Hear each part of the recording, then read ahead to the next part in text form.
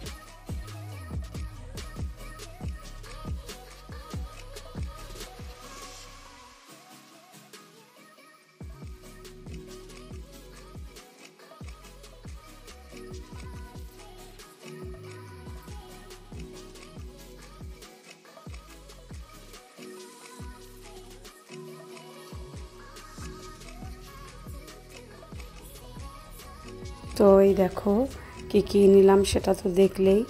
আর আবারও বাড়িতে গিয়ে তোমাদেরকে দেখিয়ে দেবো কী কী নিয়েছি। তো আমার মোটামুটি জিনিসপত্র নেওয়া হয়ে গেছে। এবারে ক্যাশ কাউন্টারে যাব, সেখানে বিল করাবো। আর কি কি নিয়েছি সেটা বাড়ি গিয়ে তোমাদেরকে দেখিয়ে দেবো। চলো, সঙ্গে থাকো।